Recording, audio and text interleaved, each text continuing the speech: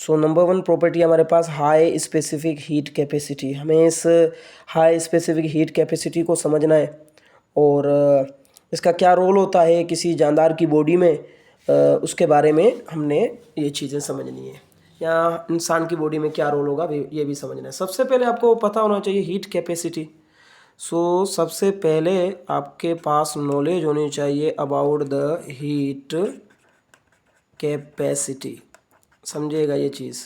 So first of all you should be clear in the concept of heat capacity कि भाई heat capacity क्या है, तो आगे वाला टॉपिक बिल्कुल ही आपके लिए इजी हो जाएगा। तो हीट कैपेसिटी क्या है? इट इज़ अमाउंट, समझिएगा ये चीज़, amount of heat, amount of heat required, amount of heat required for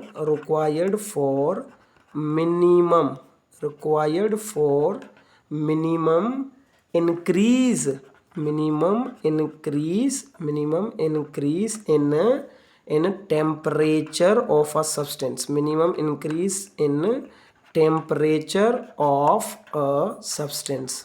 सो ये है हीट कैपेसिटी। ठीक है, हीट कैपेसिटी क्या है?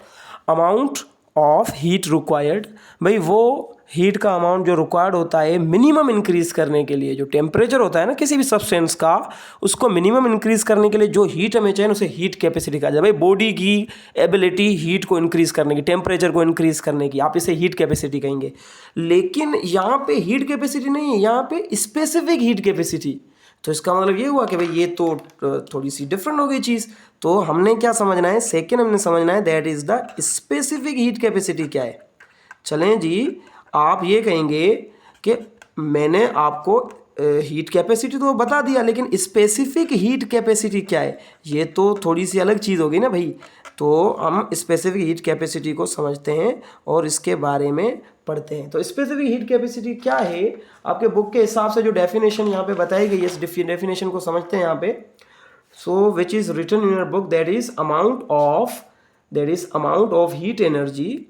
समझिएगा इस कॉन्सेप्ट को। This is termed as amount of heat energy, amount of heat energy required, amount of heat energy required to, amount of heat energy required to raise the temperature। समझिएगा, required to raise the temperature, amount of heat energy required to raise the temperature of 1 gram substance, of 1 gram of substance, 1 gram of substance by 1 degree centigrade, by 1 degree centigrade। सो क्या है? देखें, heat capacity different concept है और specific heat capacity क्या है? Amount of heat energy जो कि required होती है, amount of heat energy required to raise the temperature of 1 gram of that substance by 1 degree, that is termed as specific heat capacity। याद रखिएगा, जो specific heat capacity होती है that is वो एनर्जी, हीट एनर्जी जो required होती है 1 ग्राम substance का टेम्परेचर जो होता है वो 1 डिग्री बढ़ाने के लिए। मतलब के हम ऐसा कह सकते हैं कि अगर कोई सब्सटेंस है जिसका टेम्परेचर है 15 डिग्री सेंटीग्रेड, तो 15 में से 16 डिग्री सेंटीग्रेड करने के लिए जो हमें टेम्परेचर रिक्वायर्ड है, दैट टेम्परेचर विल बी, ये जो हीट रिक्वायर्ड है that heat will be termed as specific heat capacity. तो याद रखिएगा, ये जो हीट रिक्वायर्ड है, इस हीट रिक्वायर्ड जो होती है that is termed as the specific heat capacity.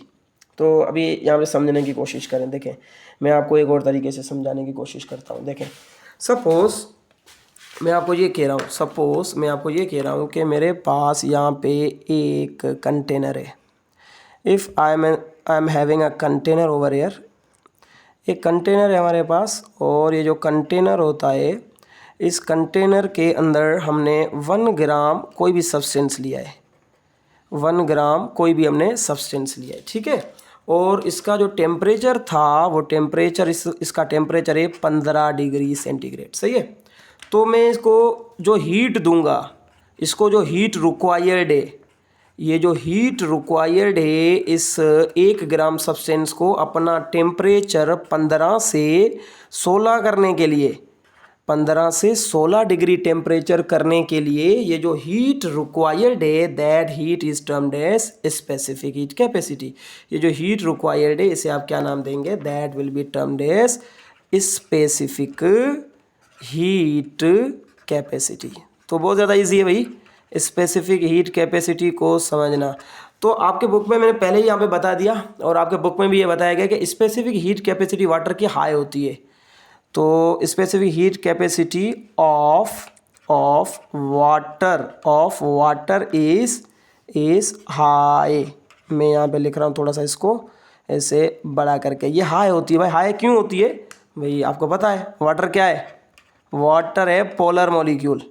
तो ये जो पोलैरिटी है, ये जो पोलैरिटी है वाटर की पोलैरिटी, और पोलैरिटी की वजह से हाइड्रोजन बॉन्ड जो बन रहा है, तो ये पोलैरिटी और हाइड्रोजन बॉन्डिंग की वजह से स्पेसिफिक हीट कैपेसिटी ज़्यादा होती है वाटर की। देखें अगर मैं आपको ये कॉन्सेप्ट बताऊं तो एक चीज़ याद रखिएगा, वाटर जो होता है उसके अंदर जो H2O है उसको ज़्यादा हीट चाहिए ब्रेक करने के लिए। वो मैंने पहले भी आपको यहाँ पे लेक्चर में बताया था।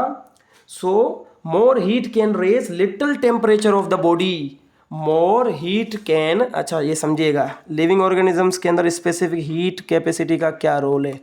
अगर मैं लिविंग ऑर्गेनिजम्स की बात कर रहा हूँ तो लिविंग ऑर्गेनिजम्स के अंदर स्पेसिफिक हीट कैपेसिटी का क्या रोल है ये समझते हैं, क्योंकि स्पेसिफिक हीट कैपेसिटी तो समझ में आ जाएगा आपको, लेकिन जानदार की बॉडी में क्या रोल है भाई ये समझना बहुत ज़्यादा ज़रूरी है।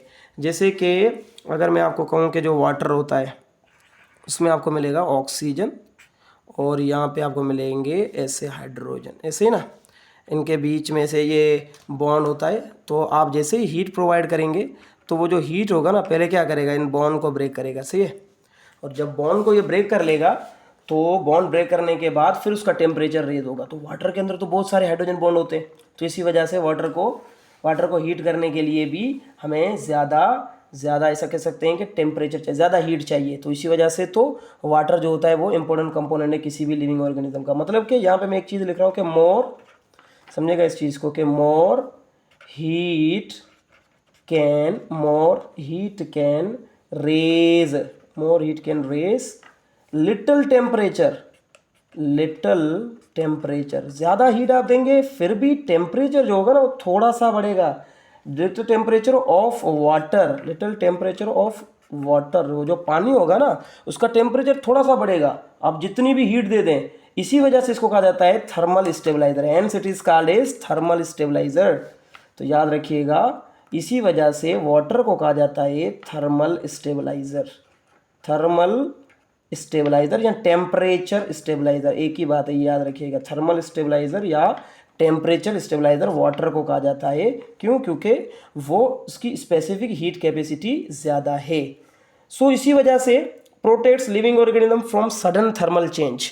तो ये जानदार को क्या करता है, सडन जो थर्मल चेंज होती है उससे बचाता है। ये protects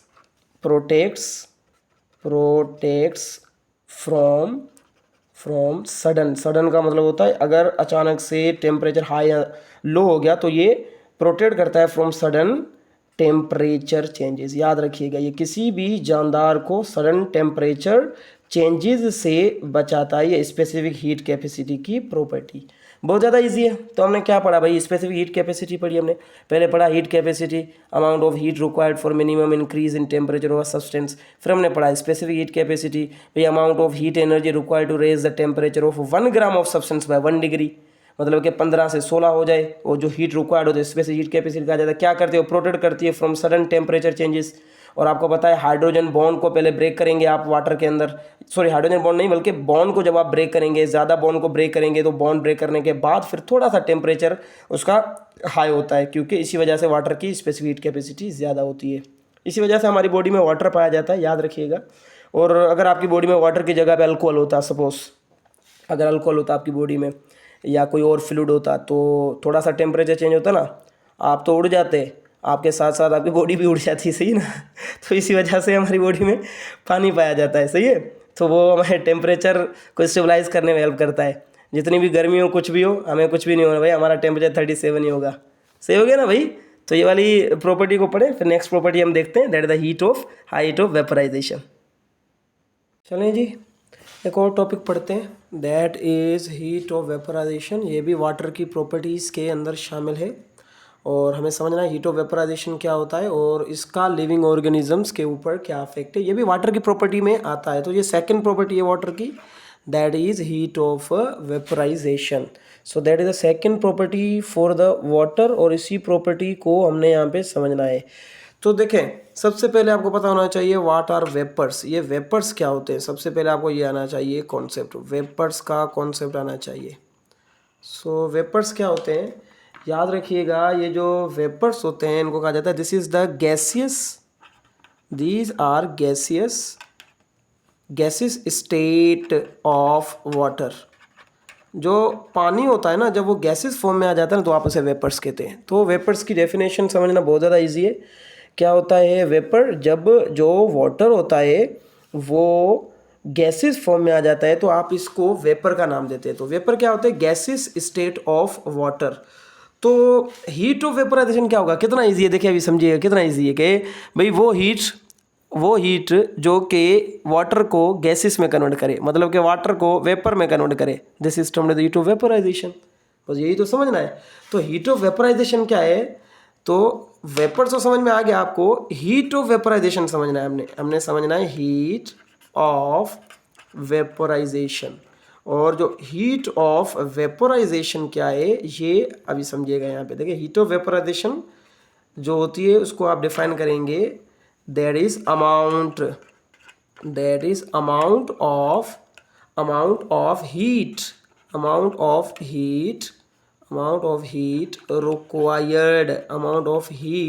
required to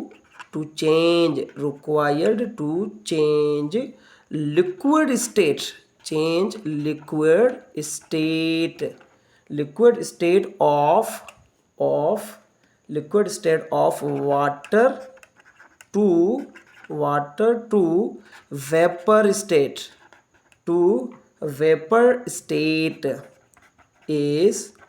vapor state is called is heat of vaporisation.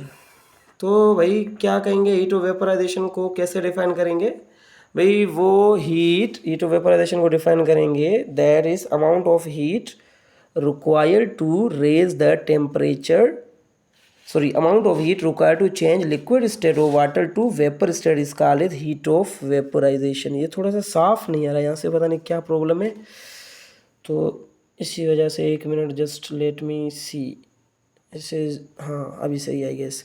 So amount of heat required to change liquid state of water to vapour state is called as heat of vaporisation. तो simple words में हम ऐसा कह सकते हैं कि अगर आपके पास कोई लिक्विड स्टेट में चीज़ है, जैसे कि वाटर है, आप उसको गैसियस स्टेट में कन्वर्ट करें, so this will be termed as अच्छा, यहाँ पे जो हीट रिक्वायर्ड है उसे आप कहेंगे heat of vaporisation.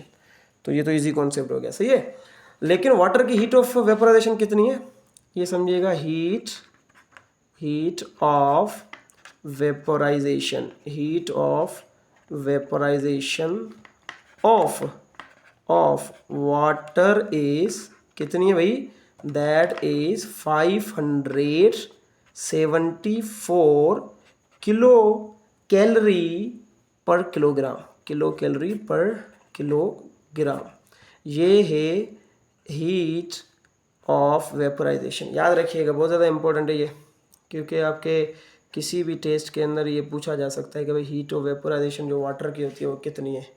So that is 574 kilo calorie per kilogram. So that is the heat of vaporisation of the water. ये भी याद रखना है आपने। यहाँ पे एक और चीज़ आपके बुक में बताई गई है कि higher the heat of vaporisation, greater the, समझिएगा आपके बुक में बताया गया कि greater the heat of vaporisation जितनी ज़्यादा हीट ऑफ वेपोराइजेशन होगी, greater the heat of vaporisation, higher will be its stability, higher will be stable. उतना ज़्यादा वो जो फ्लूइड होगा या कोई भी लिक्विड होगा, इतना ज़्यादा वो स्टेबल होगा जितना ज़्यादा उसकी हीट ऑफ वेपोराइजेशन होगी। सपोज मैं यहाँ पे आपको समझाता हूँ, एक डब्बा बनाएंगे यहाँ पे, डब्बे का मतलब यहाँ पे एक कंटेनर बनाने की कोशिश करते हैं, समझते हैं कंटेनर को। So there is a container over here, सही है। और आपने क्या किया है, इस कंटेनर के अंदर भर दिया है पानी, तो ये कंटेनर के अंदर आपने वाटर भर दिया, सही है। So that is the water, H2O, you know that's the water. आपने पानी भर दिया यहाँ पे कंटेनर में, और अभी यहाँ से आप कर रहे हैं इसको हीट, इस कंटेनर को आप करेंगे हीट। कॉमन सेंस की बात है, हीट जो होगा वो हाइड्रोजन बॉन्ड को भी तोड़ेगा, कोवलेंट बॉन्ड को भी तोड़ेगा। ऐसे बॉन्ड को तोड़ते तोड़ते तोड़ते ये जो वाटर होगा that is in liquid state, अभी ये किस में कन्वर्ट होना शुरू हो जाएगा, वेपर स्टेट में। तो ये जो हीट रिक्वायर्ड है, इसे आप क्या नाम देंगे, हीट ऑफ वेपराइजेशन, ऐसे ना। देखिए ये लिक्विड जो वाटर था that is converted into the vapour form. So यहाँ पे जो आपका हीट रिक्वायर्ड होगा that will be termed the heat of vaporisation. ये इजी कॉन्सेप्ट हो गया। अभी एक और चीज़ मुझे यहाँ पे बताएं। देखिए हमारे पास ये एक सब्सटेंस है, इसकी जो सब्सटेंस ए है, ठीक है, इसकी हीट ऑफ वेपराइजेशन है हमारे पास 200 किलो कैलोरी पर किलोग्राम, ठीक है। और यहाँ पे हमारे पास एक और है सब्सटेंस बी, सही है, और इसकी हीट ऑफ वेपराइजेशन हमारे पास है that is 400 kilo calorie per kilogram.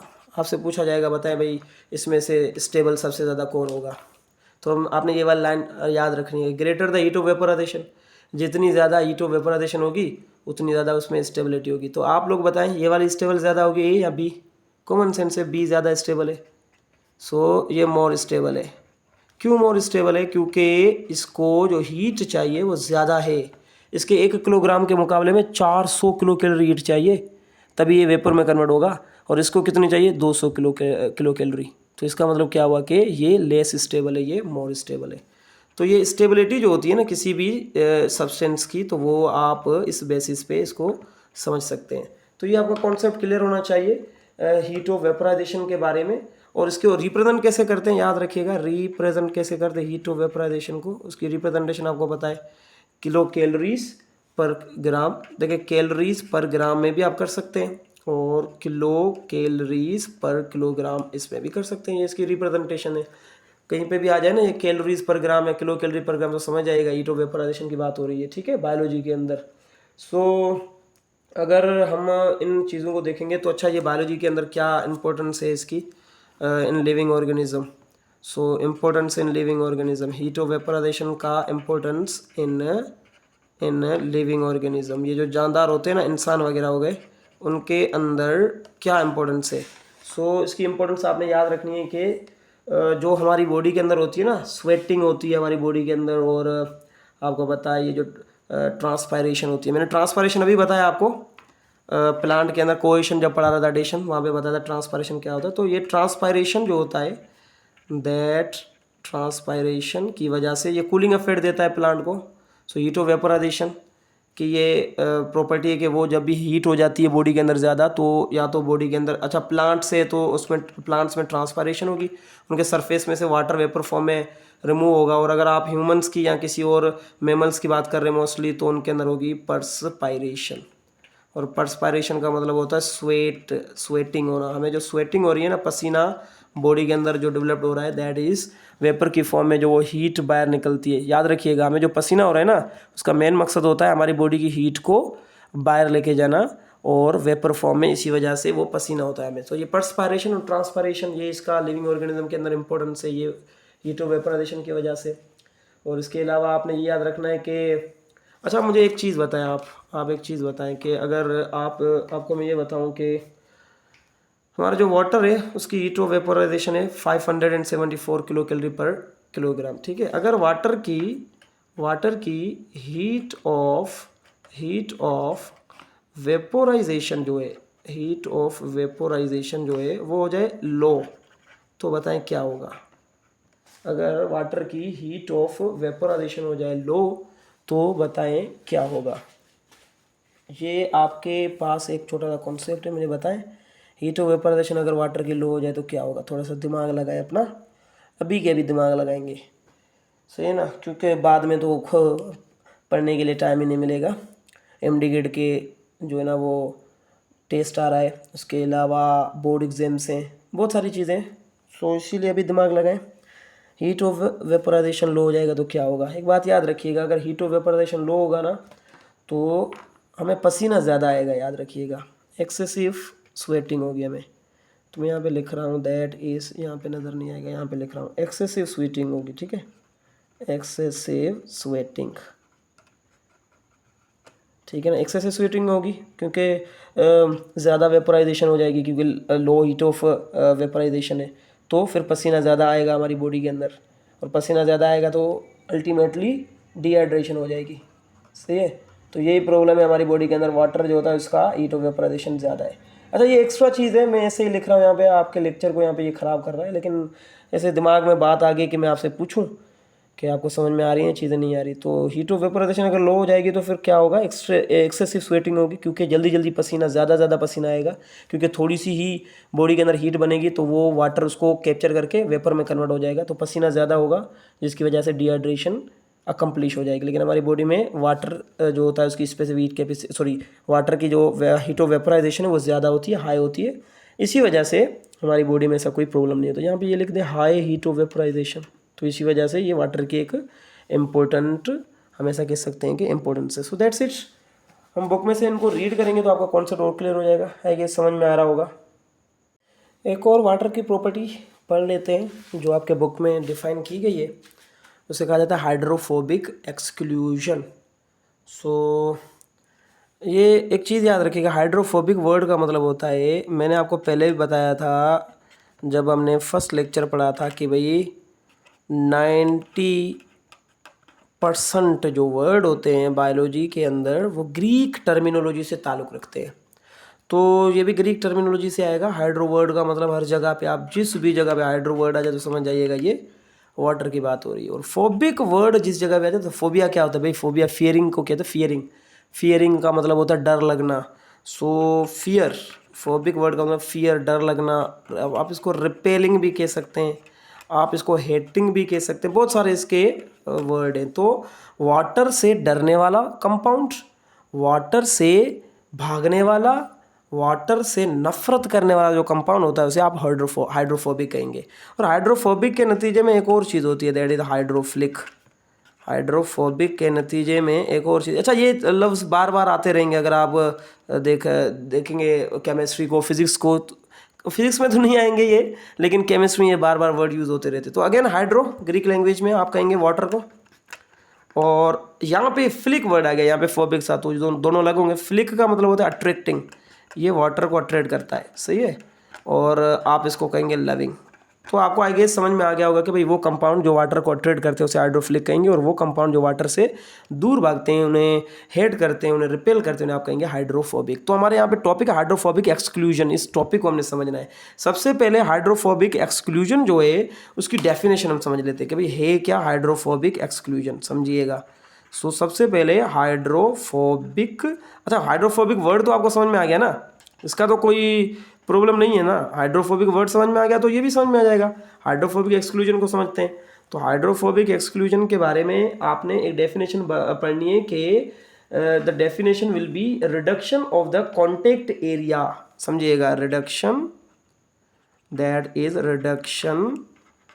Reduction of contact area, reduction of contact areas, contact areas between, reduction of contact areas between water and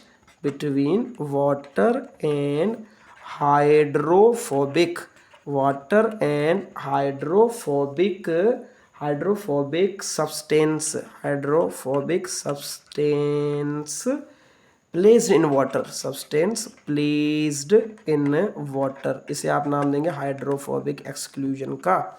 contact area का reduce होना, मतलब कि वाटर का hydrophobic solution से, hydrophobic substance से अलग होना। अलग तब होंगे जब उनका कांटेक्ट करने का जो एरिया होगा वो रिड्यूस होगा ना, तभी तो वो अलग होंगे। तो reduction of contact areas between water and hydrophobic substance, कैसे मैं बता रहा हूँ आपको। एक और डेफिनेशन यहाँ पे समझते हैं, फिर इनको हम एक तस्वीर बना के इनको समझेंगे। एक और डेफिनेशन में ये बताया गया है कि जो हाइड्रोफोबिक जो ना वो सब्सटेंस होते हैं वो क्या होते हैं, सॉरी हाइड्रोफोबिक एक्सक्लूजन क्या है, that is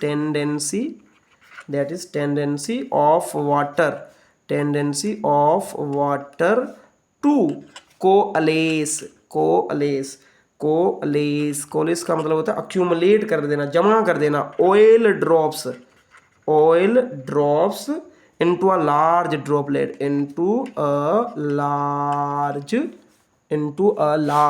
droplet, oil drops into a large, एक मिनट थोड़ी सी इनकी सेटिंग यहाँ पे कर ले भाई, इनटू अ लार्ज ड्रॉपलेट्स, इसे आप नाम देंगे हाइड्रोफोबिक एक्सक्लूजन का। तो हाइड्रोफोबिक एक्सक्लूजन को अगर आप गौर से देखेंगे तो दो डेफिनेशंस आपने याद रखनी है।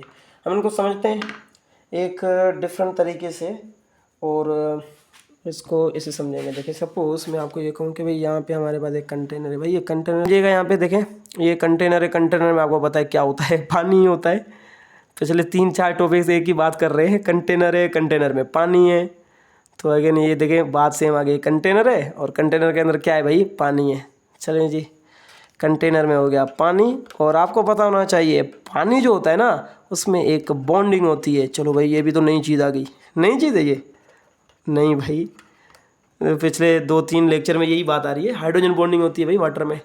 तो आप जैसे ही अभी सीरियस हो जाते थोड़ा सा, जैसे ही ऑयल आप यहाँ पे इनपुट करेंगे, आपने क्या किया, एक ऑयल की बोतल जो है उस बोतल का ढक्कन खोल दिया आपने। जैसे ढक्कन खोल दिया तो ऑयल जो था वो ऐसे ड्रॉप्स की फॉर्म में नीचे गिर गया, सही है। ये ऑयल के ड्रॉपलेट्स, इसको आप कहेंगे ऑयल के ड्रॉप्स, नॉट ड्रॉपलेट्स, ऑयल के ड्रॉप्स बन गए, सही है। जैसे ही ऑयल के ड्रॉप्स आएंगे वाटर के अंदर, तो वाटर में होती है हाइड्रोजन बॉन्ड, तो ये ऑयल ड्रॉप क्या करेंगे, ब्रेक करेंगे हाइड्रोजन बॉन्ड। याद रखिएगा ये हाइड्रोजन बॉन्ड को क्या करेंगे, ब्रेक करेंगे। जैसे ही हाइड्रोजन बॉन्ड ब्रेक करेंगे तो वाटर हो जाएगा अग्रेसिव, वाटर और ज़्यादा अग्रेसिव हो जाएगा और वाटर को गुस्सा आ जाएगा। वाटर सोचेगा भाई ऐसे कैसे हो गया, मेरी हाइड्रोजन बॉन्डिंग इन्होंने तोड़ दी, तो वाटर और ज़्यादा हाइड्रोजन बॉन्डिंग बनाने की कोशिश करेगा। जैसे ही वाटर और ज़्यादा हाइड्रोजन बॉन्डिंग बनाएगा, वाटर हो जाएगा अग्रेसिव, क्योंकि ऑयल्स ने क्या किया, ये ऑयल के ड्रॉपलेट्स ने क्या किया, ब्रेक कर दिया हाइड्रोजन बॉन्डिंग को, तो वाटर अग्रेसिव हो गया। और अभी वाटर क्या करेगा, now water will form more hydrogen bond, now water will form more hydrogen bond. जितने पहले थे ना उससे ज़्यादा हाइड्रोजन बॉन्ड्स बनाने की कोशिश करेगा अभी वाटर। जैसे ही हाइड्रोजन बॉन्ड ज़्यादा बनाएगा ना, अभी समझिएगा। तो ये डब्बा मैं यहाँ पे बनाता हूँ, नीचे मैंने पता नहीं ऐसे कुछ लिख दिया, तो ये डब्बा यहीं पे बनाते हैं। तो जैसे ही वाटर ज़्यादा बॉन्ड बनाने की कोशिश करेगा ना हाइड्रोजन, तो वाटर के जो मॉलिक्यूल होंगे, समझिएगा कॉन्सेप्ट को, जो वाटर के मॉलिक्यूल होंगे वो एक लेयर में से नीचे आ जाएंगे। जो ऑयल के ड्रॉपलेट्स होंगे वो आपस में से मिल जाएंगे, ऐसे जितने भी ड्रॉप्स है वो आपस में सारे मिल गए और एक बड़ा ड्रॉपलेट बना दिया, एक लार्ज ड्रॉपलेट बना दिया, एक लार्ज ड्रॉपलेट बना दिया। ये जो प्रोसेस होता है, इस प्रोसेस को टर्म किया जाता है हाइड्रोफोबिक एक्सक्लूजन। इसको हाइड्रोफोबिक एक्सक्लूजन का नाम दिया जाता है। क्या हुआ भाई, देखें यही हुआ ना, रिडक्शन ऑफ कॉन्टेक्ट एरिया हो गया ना भाई। देखिए कॉन्टेक्ट एरिया जो था पानी के साथ वो रिड्यूस हो गया, और वो रिड्यूस हो गया तो वो जितने भी ऑयल के छोटे छोटे ड्रॉप्स थे ना वो एक बड़े ड्रॉपलेट में कन्वर्ट हो गए। इसी प्रोसेस को कहा जाता है हाइड्रोफोबिक एक्सक्लूजन का नाम दिया जाता है। टेंडेंसी ऑफ वाटर टू कोअलेस, कोअलेस का मतलब जमा करना, oil drops into a larger droplet, इसे आप नाम देंगे दैट इज हाइड्रोफोबिक एक्सक्लूजन का नाम देंगे आप। अच्छा, क्या भाई लिविंग ऑर्गेनिजम्स के अंदर इसका क्या फ़ायदा है ये समझना है ना। Importance in living, hydrophobic exclusion का इम्पोर्टेंस इन लिविंग ऑर्गेनिज्म। अच्छा, आपने नाम सुना होगा सेल मेम्ब्रेन का। तो सेल मेम्ब्रेन की जो स्टेबिलिटी है, सेल मेम्ब्रेन की स्टेबिलिटी और उसकी इंटीग्रिटी कौन प्रोवाइड करता है, स्टेबिलिटी और इंटीग्रिटी यही प्रोवाइड करता है। हाइड्रोफोबिक एक्सक्लूजन की वजह से आपको पता है हमारे सेल के अंदर कितना पानी होता है, 70 to 90%। वो जो पानी होता है ना, वो लिपिड के मॉलिक्यूल्स को बाहर की तरफ धकेल देता है, जिसकी वजह से सेल मेम्ब्रेन अपनी स्टेबिलिटी बना के रखती है। सही है ना। तो किसी भी सेल को देखेंगे ना तो सेल के अंदर, अच्छा नीचे यहाँ पे बना रहा है, किसी भी सेल को देखेंगे ना तो सेल के अंदर 70 to 90% पानी होता है। पानी की वजह से सेल मेम्ब्रेन पानी से थोड़ा सा ऐसे दूर रहने की कोशिश करती है। दूर तो नहीं रहेंगे, हमेशा के अंदर पानी के साथ ही होती है, लेकिन ये हाइड्रोफोबिक एक्सक्लूजन की वजह से इसकी स्टेबिलिटी रहती है। नंबर 1 ये हो गया। नंबर 2 आपने एंजाइम्स का नाम सुना होगा। ऐसे एंजाइम होते हैं ना, enzymes are protein in nature.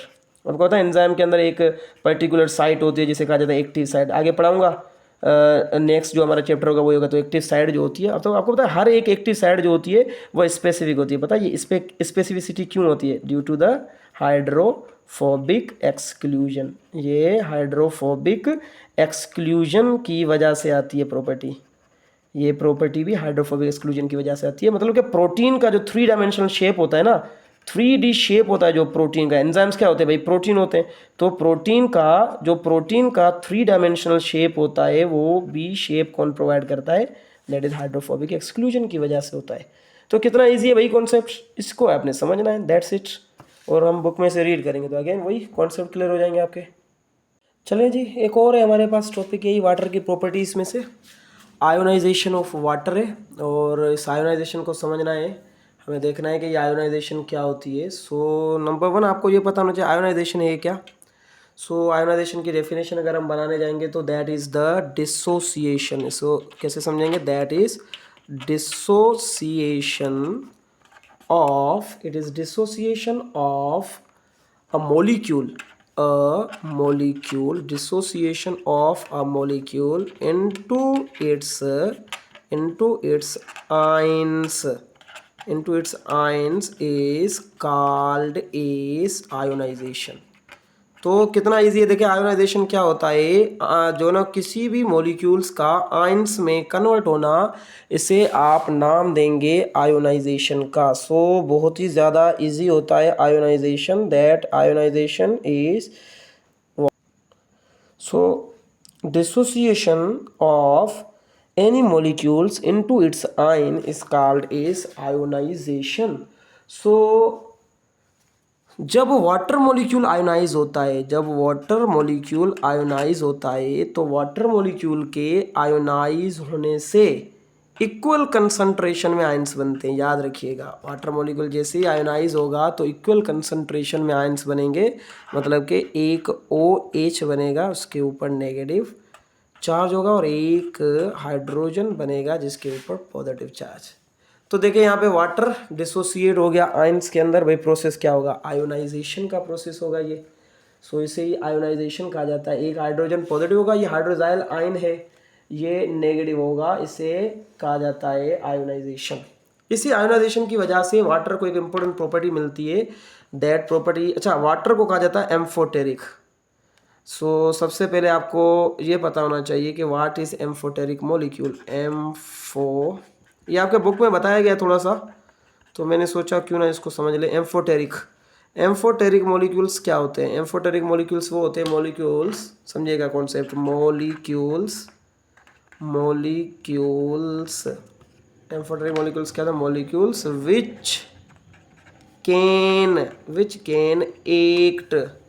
Which can act both as acid and base. वो मॉलिक्यूल जो एसिड के तौर पे भी रिएक्ट करते हैं और बेस के तौर पे भी रिएक्ट करते हैं, that is termed as the amphoteric molecule. तो हमारे पास अगर आप देखेंगे तो एम्फोटेरिक मॉलिक्यूल एसिड भी होता है एंड एम्फोटेरिक मॉलिक्यूल बेस भी होता है। सही है ना। तो एसिड क्या होते हैं आपको पता होना चाहिए एसिड के बारे में। एसिड जो होते हैं वो क्या करते हैं? They can donate proton ions. Protons, hydrogen ions को आप प्रोटॉन का नाम देंगे। तो ये प्रोटॉन्स को क्या करते हैं? डोनेट करते हैं, याद रखिएगा। तो आप इसे नाम देंगे एसिड का। और बेस क्या करते हैं? बेस इसके मुकाबले क्या करते हैं?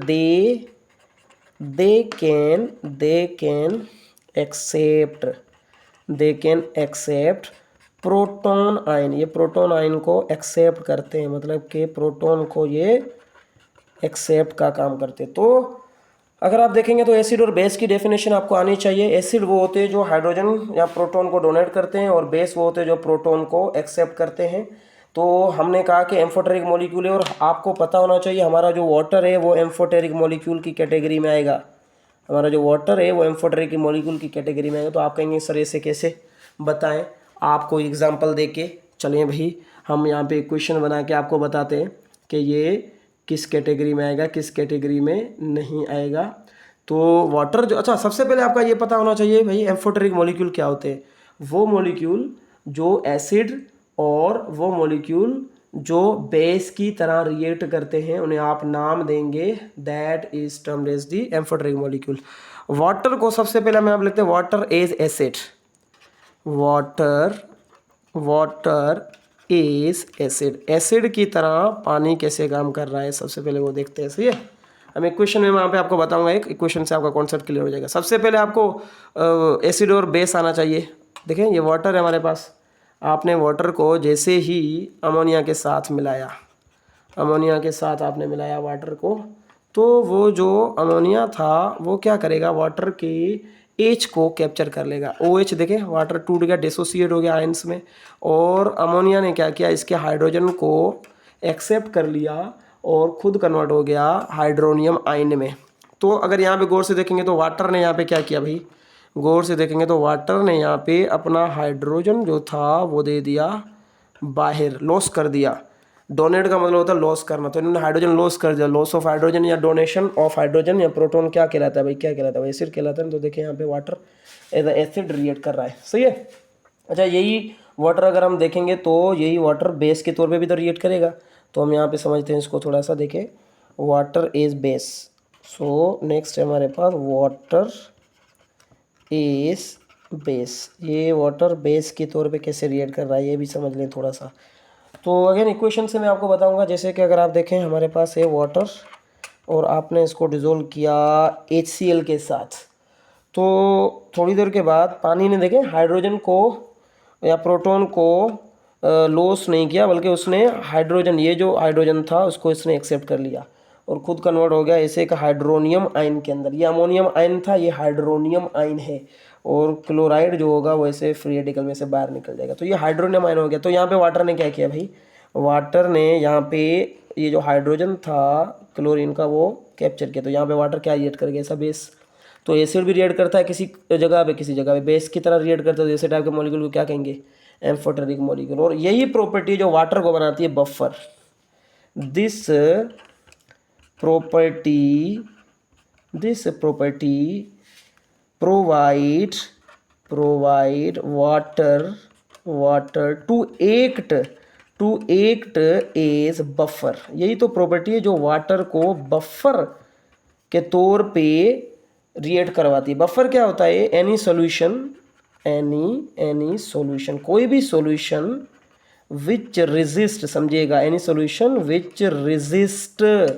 विच resist change in any solution which resist change in pH। ऐसी कोई सॉल्यूशन जो pH को चेंज होने से रोके is called as buffer। वो सॉल्यूशन बफर कहलाती है। और आपको पता होना चाहिए पानी जो होता है वो हमारा बफर होता है। देखिए हमारी जो pH होती है, इस pH की एक मीटर आपने याद रखना है। मैं अगर यहाँ पे आपको जस्ट ओनली pH मीटर का थोड़ा सा यहाँ पे बताऊँ तो pH मीटर से आपको पता होना चाहिए कि देखें हमारा जो pH मीटर होता है दैट इज स्टार्टिंग फ्रॉम 0, फिर बीच में एक पॉइंट आता है जैसे 7 का आ जाता है, एंड देन 14। भाई अगर 0 और 7 के बीच में तो आप ऐसे टाइप की सॉल्यूशन को एसिड कहेंगे, 7 और 14 के बीच में है तो ऐसे टाइप की सॉल्यूशन को बेस कहेंगे, और अगर 7 है तो आप ऐसे टाइप के सॉल्यूशन को न्यूट्रल कहेंगे, याद रखिएगा। तो 0 और 7 के बीच में अगर किसी की pH आ रही है तो, अच्छा pH क्या होती है भाई, किसी चीज़ की एसिडिटी और बेसिसिटी को मालूम करना, उसे क्या कहेंगे आप, बेस जो ना वो आप कहेंगे pH। तो pH क्या होती है, pH is to know about the acidity किसी भी सॉल्यूशन की, कितना वो एसिड है और बेसिसिटी जो होती है किसी भी सोल्यूशन की उसे आप कहेंगे पीएच।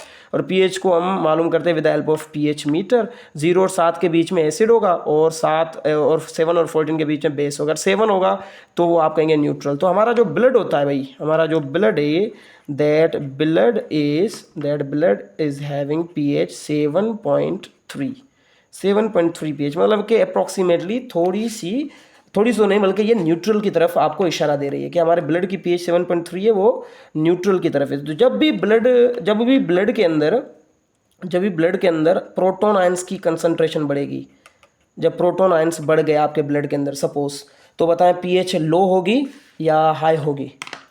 थोड़ा सा सोचें, मैंने आपको पहले भी कहा थोड़ा सा दिमाग यूज़ किया करें। ये तो चीज़ है जो आपको दुनिया में सबसे कामयाब कर सकती है, आपका दिमाग।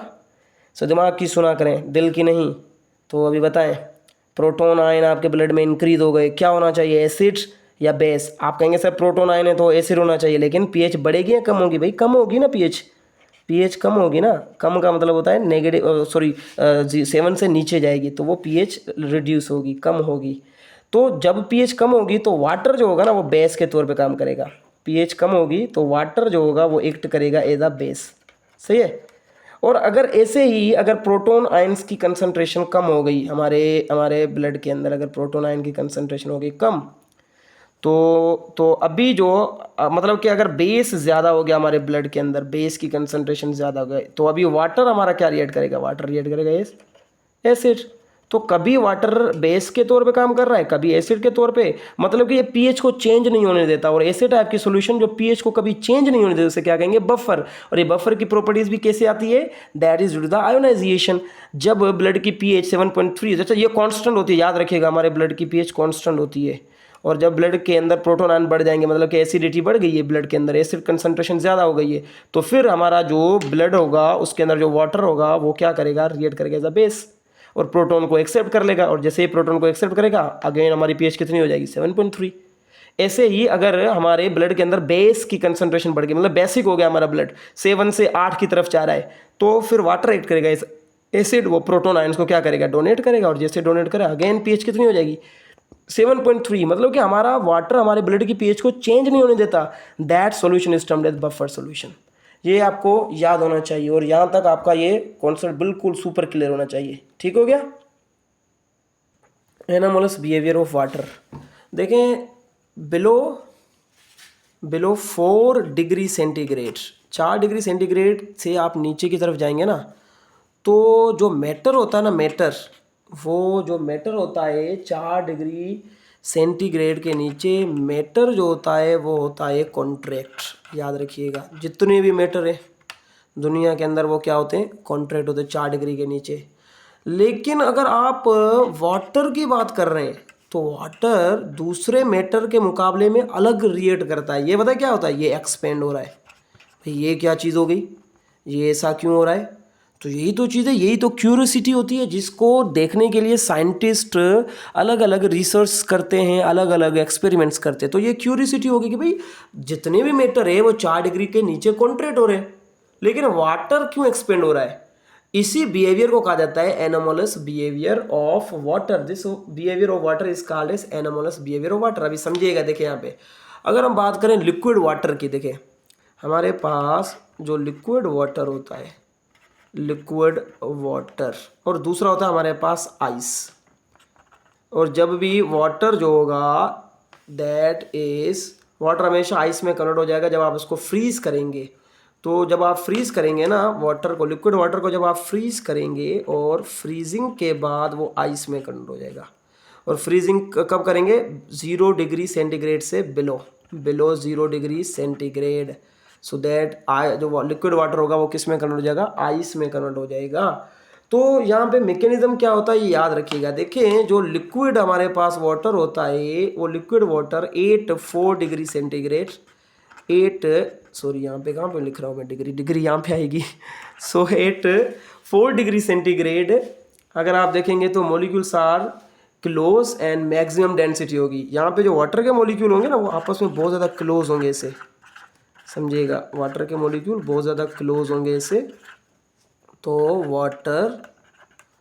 Water molecules are close water के मॉलिक्यूल्स क्लोज होंगे और यहाँ पे आपको 4 डिग्री पे वाटर की आपको मिलेगी मैक्सिमम डेंसिटी। याद रखिएगा यहाँ पे आपको मैक्सिमम डेंसिटी मिलेगी 4 डिग्री पे। कितनी मैक्सिमम डेंसिटी? दैट इज 1 ग्राम पर सेंटीमीटर क्यूब। इतनी डेंसिटी आपको मिलेगी वाटर की कौन से पॉइंट पे? दैट इज 4 डिग्री सेंटीग्रेड पे। सही है। लेकिन अगर आप आइस की बात कर रहे हैं तो आइस जैसे ही बनेगी तो ये लैटिस स्ट्रक्चर में कन्वर्ट हो जाएगी। हेक्सागोनल आइस जब बनेगी तो यही वाटर होगा वो हेक्सागोनल लैटिस की फॉर्म में कन्वर्ट हो जाएगा। हेक्सागोनल लैटिस रिजिड स्ट्रक्चर बना लेगा, ये रिजिड स्ट्रक्चर बना लेगा, हेक्सागोनल लैटिस की फॉर्म में आ जाएगा और जो मॉलिक्यूल्स होंगे वो अपार्ट हो जाएंगे। समझिएगा यहाँ पे मॉलिक्यूल्स क्लोजली थे आपस में, तो इसी वजह से डेंसिटी जो थी वाटर की दैट वाज मैक्सिमम। यहाँ पे मॉलिक्यूल्स पता है क्या हो जाएंगे? मॉलिक्यूल्स अपार्ट, वो एक दूसरे से बिल्कुल अलग अलग हो जाएंगे। और जैसे ही वाटर के मॉलिक्यूल अपार्ट होंगे ना, तो गौर से देखें आप, वॉल्यूम क्या हो रहा है? इंक्रीज हो रहा है। भाई वॉल्यूम क्या हो रहा है इनका? वॉल्यूम हो रहा है इंक्रीज। और जैसे ही वॉल्यूम इंक्रीज होगा, वॉल्यूम इनका जैसे ही इंक्रीज होगा तो अच्छा, ये जैसे ही बनेंगे तो इनके बीच में एम्प्टी स्पेस भी बन जाएगी। ये हेक्सागोनल शेप में जैसे ही लेटिस स्ट्रक्चर में आएंगे, लेटिस मतलब क्रिस्टलाइन स्ट्रक्चर में, तो इनके अंदर एम्प्टी स्पेसिस भी आ जाएंगे और इनका जो वॉल्यूम हो जाएगा वो इंक्रीज हो जाएगा। याद रखिएगा, वॉल्यूम हो जाएगा इंक्रीज।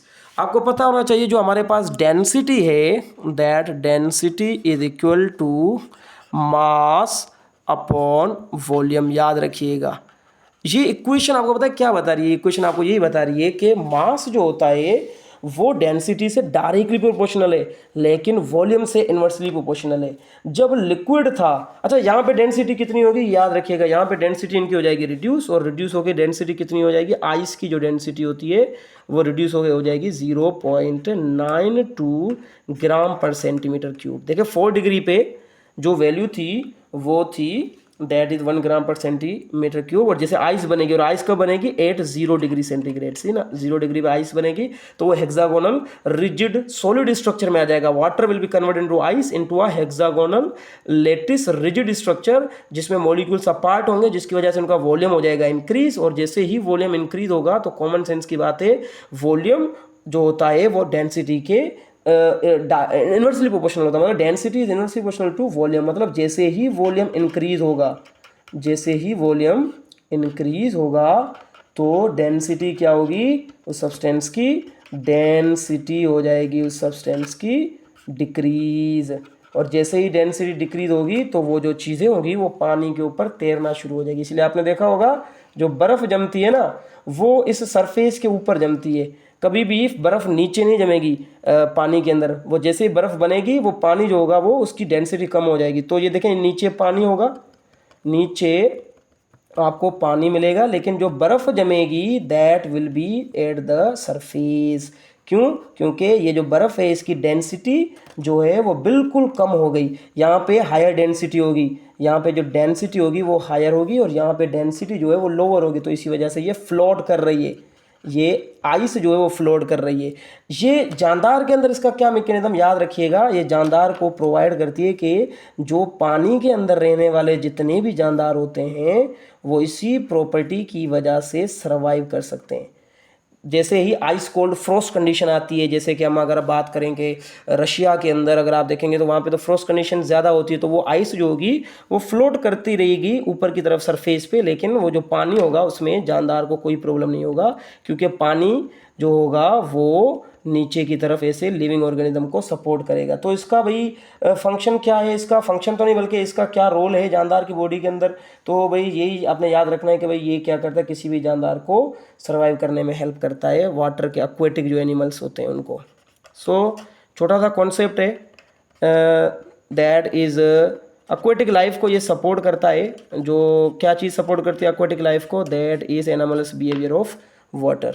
4 डिग्री पे जितने भी मैटर होते हैं वो कॉन्ट्रैक्ट करते हैं, लेकिन वाटर क्या करता है? एक्सपेंड करता है। लिक्विड वाटर को आप देखेंगे तो मॉलिक्यूल्स बहुत ज़्यादा क्लोज होते हैं, जिसकी वजह से उनका वॉल्यूम कम हो जाता है, तो डेंसिटी मैक्सिमम होती है कितनी? 1 ग्राम पर सेंटीमीटर क्यूब। लेकिन जैसे ही वो आइस में करना, फ्रीजिंग पॉइंट हम टेम्परेचर लो करेंगे, लो टेम्परेचर करेंगे। अच्छा, लिक्विड स्टेट में जो मॉलिक्यूल्स होते हैं उसमें जो हाइड्रोजन बॉन्ड होते हैं वो बनते रहते हैं, रीफॉर्म्स होते रहते हैं, याद रखिएगा। ये मैं आपको बुक के अंदर तस्वीरें वहाँ पे भी समझाऊंगा। यहाँ पे रीफॉर्म्स होते रहते हैं कॉन्स्टेंटली हाइड्रोजन बॉन्ड। यहाँ पे एच में लिख रहा हूँ तो मतलब समझ आएगा हाइड्रोजन बॉन्ड। लेकिन यहाँ पे जो हाइड्रोजन बॉन्ड होते हैं वो स्टेबल हो जाते हैं। यहाँ पे स्टेबल हाइड्रोजन बॉन्ड, जिसकी वजह से क्या होता है कि वो जो मॉलिक्यूल होते हैं वो अपार्ट हो जाते हैं, दूर दूर हो जाते हैं, उनके बीच में एम्प्टी स्पेसेस आ जाते हैं, हेक्सागोनल शेप में आ जाते हैं। ये बुक में बताऊंगा मैं आपको। जिसकी वजह से वॉल्यूम हो जाता है डिक्रीज, वॉल्यूम हो जाता है इंक्रीज और डेंसिटी हो जाता है डिक्रीज, जिसकी वजह से जो बर्फ होती है वो आइस जो होती है वो पानी के ऊपर तैर रही होती है। This mechanism is going to provide the aquatic life a support to live, that is termed the anomalous behaviour of water. ये आपके वाटर की प्रॉपर्टीज और वाटर के बारे में जितनी भी इंफॉर्मेशन थी आपके बुक में ये बताई गई है। और हम रीड करेंगे, आपके कॉन्सेप्ट सारे रीडिंग से बन जाएंगे। फिर हम 5 से 6 MCQs है मेरे पास, वो MCQs हम यहाँ पे सोल्व करेंगे। सोचेंगे कि MCQs बनाएंगे और फिर उनको सोल्व करेंगे ताकि आपका कॉन्सेप्ट सुपर क्लियर हो जाए। ठीक हो गया भाई? टॉपिक हमने रीड करना है, that is high specific heat capacity. और इसमें क्या बताया गया है देखें, specific heat of a substance is the amount of heat energy required to raise the temperature of 1 gram of that substance by 1 degree centigrade। एक सब्सटेंस है मेरे पास जिसका जो मास है वो 1 ग्राम है और उसका टेम्परेचर है 15 डिग्री सेंटीग्रेड, सही है ना। मुझे कितनी हीट देनी पड़ेगी ताकि उसका टेम्परेचर 15 से 16 हो जाए, मतलब कि 1 डिग्री टेम्परेचर राइज करने के लिए उस 1 ग्राम सब्सटेंस को मैं कितना हीट करूं, उसको कितनी हीट एनर्जी दूं। तो वो जो हीट एनर्जी रिक्वायर्ड है ना, that heat energy will be 1 calorie, ये याद रखिएगा।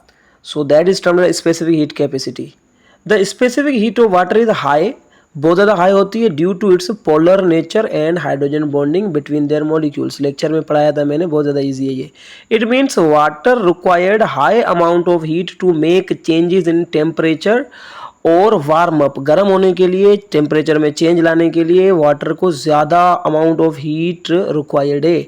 It works as temperature stabiliser, temperature को स्टेबलाइज करता है, thermoregulation for organism and hence protect protoplasm against sudden thermal change. अचानक से जो थर्मल चेंजेस आ जाते हैं उनसे भी बचाता कौन है, that is the specific heat capacity. बहुत आगे बताया गया है हाई हीट ऑफ वेपोराइजेशन। तो ये लेक्चर में पढ़ा था कि वेपोराइजेशन क्या होता है भाई, वाटर का जो लिक्विड फॉर्म होता है उसका गैसेस फॉर्म में कन्वर्ट होना, उसे वेपोराइजेशन कहा जाता है।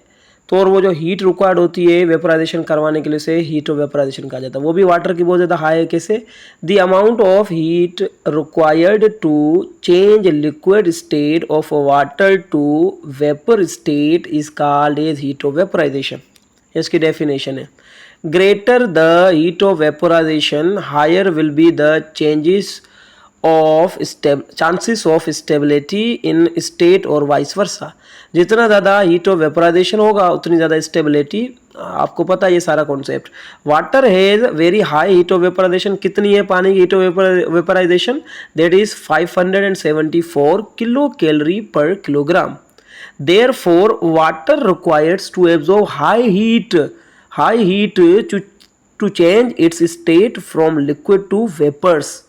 It gives stability to water molecule and its state in cell। It plays an important role in thermoregulation। thermoregulation क्या होता है? टेम्परेचर की मेंटेनेंस का जो प्रोसेस होता है बॉडी में उसे thermoregulation कहा जाता है। It also provides cooling effect when evaporate during transpiration and perspiration। transpiration का मतलब होता है प्लांट के लीफ के सरफेस में से स्टोमेटा के थ्रू जो पानी बाहर रिमूव हो रहा है, एवापोरेट हो रहा है, उसे ट्रांसपायरेशन कहा जाता है। और हमें जो पसीना प्रोड्यूस हो रहा है, स्वेटिंग हो रही है, उसे परस्पायरेशन कहा जाता है। So that is about the heat of vaporization. Hydrophobic exclusion क्या है? It is the tendency of water to coalesce oil drops into a large droplet. ये एक टेंडेंसी होती है पानी की जिसमें जो ऑयल के ड्रॉप्स होते हैं वो जमा हो जाते हैं, आपस में मिल जाते हैं और एक बड़ा सा ड्रॉपलेट बना देते हैं। ऐसा क्यों होता है?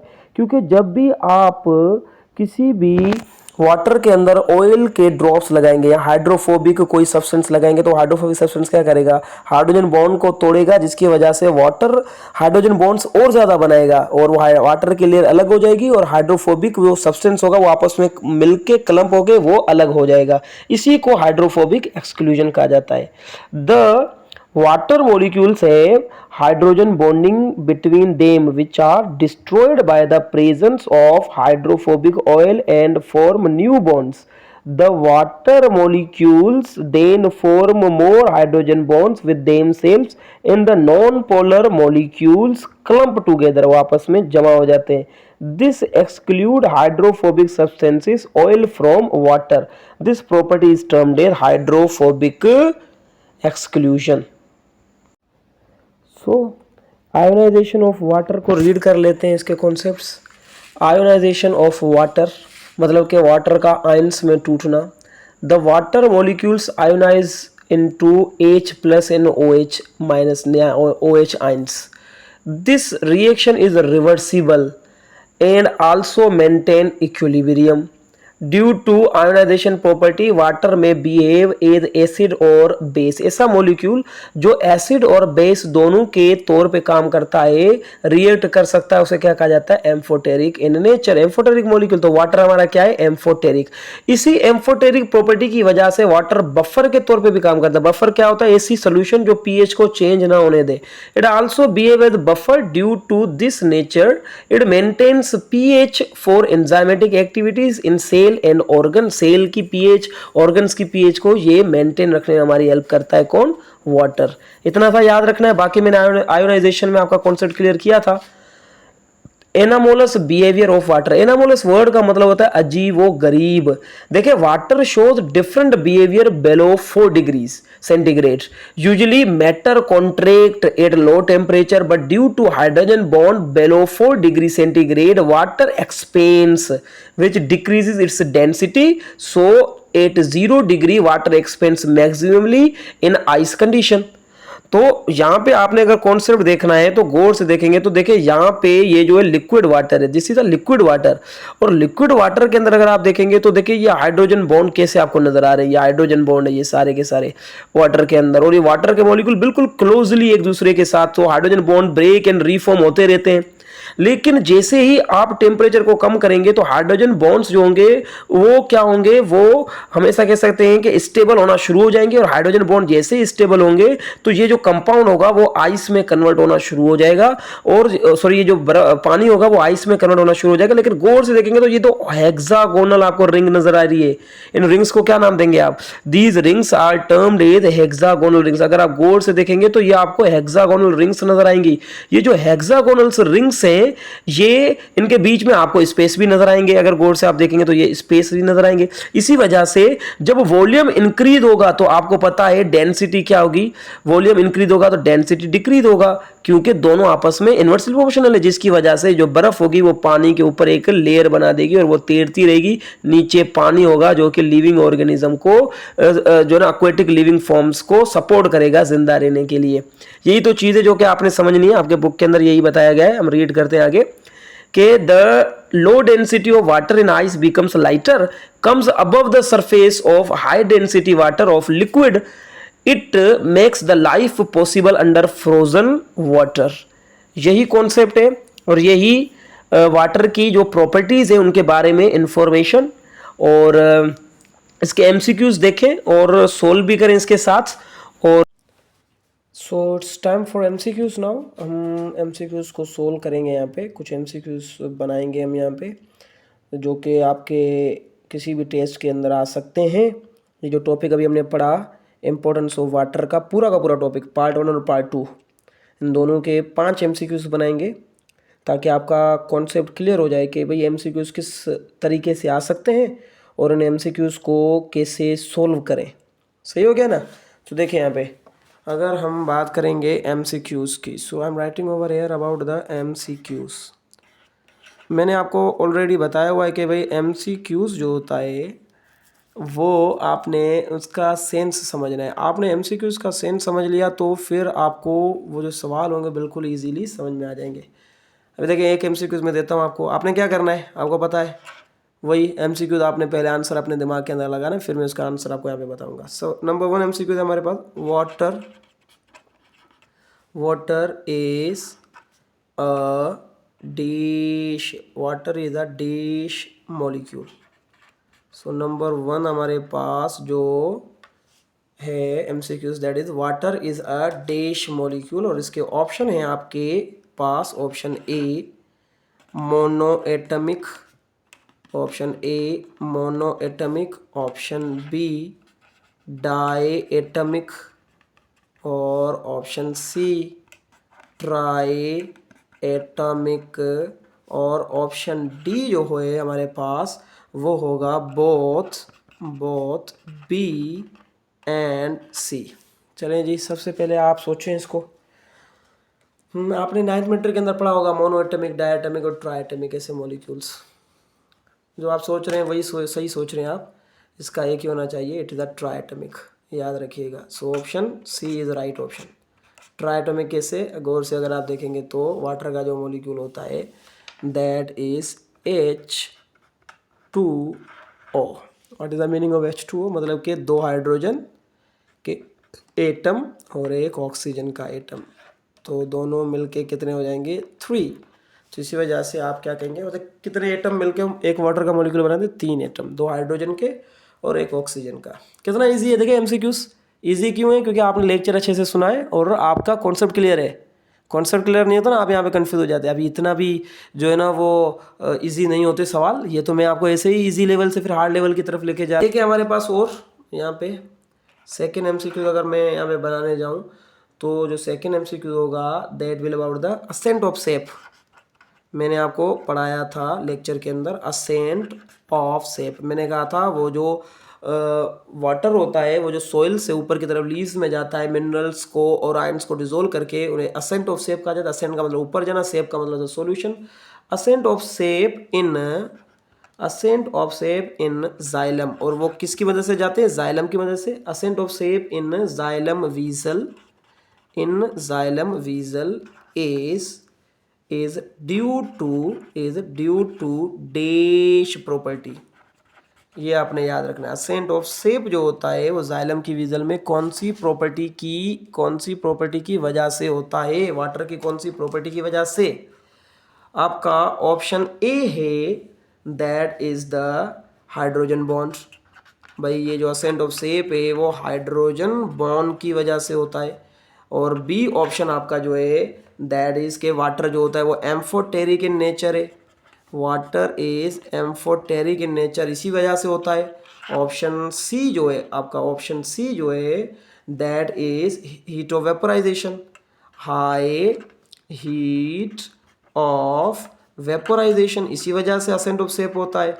वाटर जो होता है वो असेंट ऑफ शेप की असेंट ऑफ शेप क्या होता है भाई? वो जो प्लांट के ऊपर, प्लांट के अंदर जो वाटर ट्रांसपोर्ट करता है मिनरल्स को वगैरह को लीव्स की तरफ। और ऑप्शन डी होता है हमारे पास that is hydrophobic exclusion, hydrophobic exclusion. चलें जी, बनाए आपका कॉन्सेप्ट। अगेन वही सेम चीज़ बताऊंगा, लेक्चर गौर से सुना होगा तो समझ में आ जाएगा। So it should be hydrogen bond. आपको पता होना चाहिए हाइड्रोजन बॉन्ड की वजह से कोएशन और एडेशन प्रॉपर्टीज आती है वाटर की, और वही असेंट ऑफ शेप बनाने में हेल्प करती है। वही असेंट ऑफ शेप का मैकेनिज्म प्रोवाइड करती है। जैसे कि कोई भी वीजल है, सपोज ये कोई वीजल है, और इस वीजल के अंदर अगर आप देखेंगे तो सेम मॉलिक्यूल के बीच में जो फोर्स ऑफ अट्रैक्शन होगी वो भी हाइड्रोजन बॉन्ड ही काज कर रहा है। तो ये सेम मॉलिक्यूल है, देखें इनके बीच में जो अट्रैक्शन होगी वो कोएशन होगी, और डिफरेंट मॉलिक्यूल के बीच में जो होगी वो अडेशन होगी। तो ये जो कोएशन और अडेशन की प्रॉपर्टीज़ हैं ये भी कौन प्रोवाइड करता है? Hydrogen bond. बहुत ज़्यादा इजी है, सही हो गया। तीसरा MCQs जो है उसको हम अगर यहाँ पे देखेंगे, third MCQs, let me think, third MCQs क्या होना चाहिए? एक minute. It should be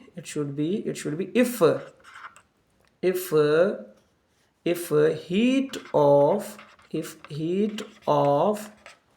heat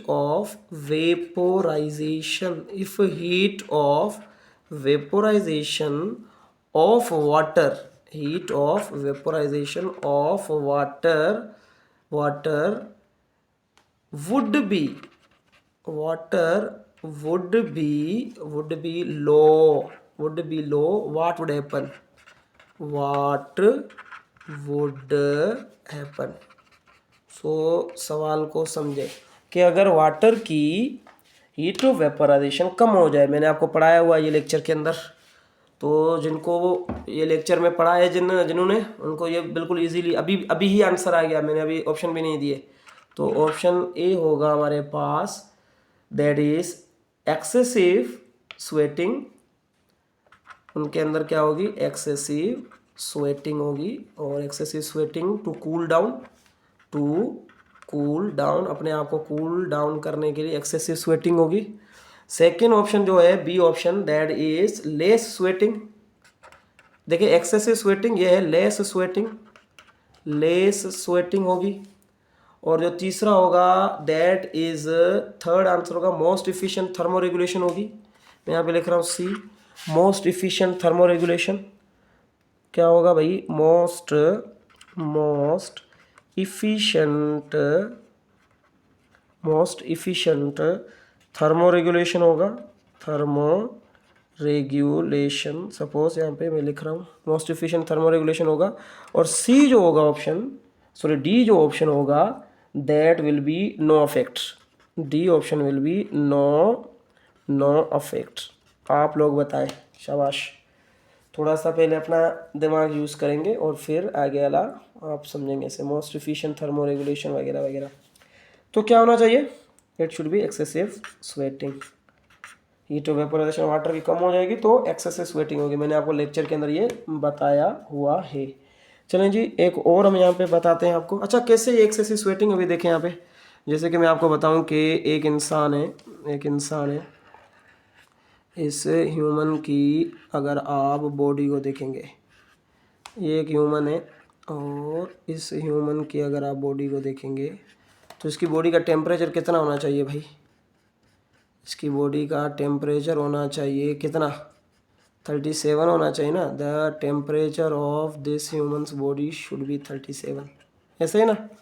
तो जैसे ही बाहर अगर टेम्परेचर है 45 डिग्री, तो हमेशा हीट मूव करती है फ्रॉम, यहाँ पे ये हॉट ऑब्जेक्ट है, ये कोल्ड है। एक किस्म से देखा जाए तो ये हमेशा हीट मूव करती है from hotter to cooler one, तो इसे हीट अंदर की तरफ आएगी। और 37 से ज़्यादा अगर टेम्परेचर हो गया तो वो इंसान मर जाएगा। तो फिर हमारी बॉडी के अंदर एक मैकेनिज़्म प्रोवाइड होता है, हमारी बॉडी में होता है हमें पसीना। तो ये जो पसीना हो रहा है ना, इसे कहा जाता है perspiration. This is termed perspiration, यहाँ पे इसे आप कहेंगे स्वेटिंग। तो अगर आप गौर से देखेंगे हीट ऑफ वेपराइजेशन कम है, तो इसका मतलब ये हुआ कि कम हीट चाहिए इनको जो है ना वो वेपर में कन्वर्ट करने के लिए। तो थोड़ी सी हीट बढ़ेगी, थोड़ा सा टेम्परेचर अंदर बढ़ेगा तो ज़्यादा पसीना होगा, और ज़्यादा पसीना होगा तो फिर डिहाइड्रेशन भी होगी। तो ज़्यादा पसीना होगा, मोर स्वेट होगा, क्योंकि हीट ऑफ वेपराइजेशन कम है, क्योंकि वो जो मॉलिक्यूल होगा उसको कम हीट चाहिए तो वो ज़्यादा स्वेट होगा उस बंदे को। जितने भी मॉलिक्यूल्स होंगे वो जल्दी जल्दी एवापोरेट होना शुरू हो जाएंगे। तो इसी वजह से एक्सेसिव स्वेटिंग जो होगा इसका वो आंसर सुइटेबल है। चलें जी, एक और हम यहाँ पे MCQs बनाते हैं, दैट इज MCQs नंबर 4। और इसका थोड़ा सा मैं बताता हूँ। डैश इज नॉट, एक मिनट, क्या सोचते हैं थोड़ा सा। Dash is not true about water. Dash is not true about water, इनमें से कौन सा वाटर के बारे में सच नहीं है? ट्रू का मतलब होता है सच नहीं है। Water molecule except, okay, it is not true about water molecule except, ये समझिएगा। इस पर कौन सा ट्रू नहीं है? Except. Option A, that will be amphoteric in nature, कि भाई वाटर एम्फोटेरिक है। ऑप्शन बी, कि वाटर जो होता है वो एक्ट करता है एज बफर। और option C, that is does not form hydrogen bond, water के अंदर कोई भी हाइड्रोजन बॉन्ड नहीं होता। और ऑप्शन डी जो होता है, that is both A and B. अभी आप अपना दिमाग लगाएं, थोड़ा सा कॉम्प्लिकेटेड है ये, देखें अगर गौर से देखेंगे तो dash is not true about water, again आगे except, dash is not true about water, और आगे क्या आ गया, एक्सेप्ट। तो ये थोड़ा सा कॉम्प्लिकेटेड हो रहा है भाई, तो आप इसको कैसे सोल्व करेंगे, इसको सोल्व करने का तरीका आपने समझना है। तो याद रखिएगा इसका ऑप्शन होना चाहिए बोथ ए एंड बी, मतलब इनमें से कौन सा ट्रू नहीं है, लेकिन एक्सेप्ट अगर आ गया ना लास्ट में, समझ आएगा मतलब कि कौन सा ट्रू है। डैश इज नॉट, नॉट आ गया और एक्सेप्ट आ गया, तो इसका मतलब इसमें से कौन सा ट्रू है, तो भाई यही ट्रू है ना, एम्फोटेरिक भी होता है ये, और ये बफर, तो आप कहेंगे बोथ एंड बी। इनमें से कौन सा ट्रू नहीं है, इसका कहने का मतलब ये है, इस एमसीक्यूज को अगर आप देखेंगे तो नोट आ गया और एक्सेप्ट आ गया ना, तो आप समझ आइएगा ये पूछ रहा है कि इनमें से कौन सा ट्रू है, दोनों अगर वर्ड आ गए। तो एम्फोटेरिक भी ये बफर की तरफ एक्ट करता है, तो ऑप्शन आ जाएगा आपका both and B, option D आपका ये आएगा। एक और एमसीक्यूज बनाते हैं, फिर एंड करते हैं हम इसको यहीं पे, एक और एमसीक्यूज के साथ। सो देयर इज एमसीक्यूज ये बहुत ईजी है। हमने बुक में जब रीड किया था ना, तो वहीं पे आपको ये कॉन्सेप्ट आ गया, the separation of charges, the separation of charges in water molecule is called as dash। ये जो सेपरेशन होती है ना वाटर मॉलिक्यूल के अंदर, उसे क्या कहा जाता है, मतलब कि वो जो मतलब कि पार्शली नेगेटिव पार्शली पॉजिटिव जो साइंस आते हैं, उन्हें क्या कहा जाता है, इस प्रॉपर्टी को क्या कहा जाता है। ए आयोनिक बॉन्ड, गौर से समझिएगा, आयोनिक बॉन्ड कहा जाता है। बी डायपोल कहा जाता है इस प्रॉपर्टी को। सी इलेक्ट्रिक फोर्स कहा जाता है, और जो डी है that is none of them. थोड़ा सा दिमाग लगाए अपना भाई, the option should be dipole. ये तो बुक की लाइन है, रेक्टाफिकेशन है भाई। The separation of charges in water molecule is called as dipole, इस प्रॉपर्टी को डायपोल कहा जाता है। सही हो गया। सो इट एंड्स हेयर, हम यहाँ पे एंड करेंगे। Thank you.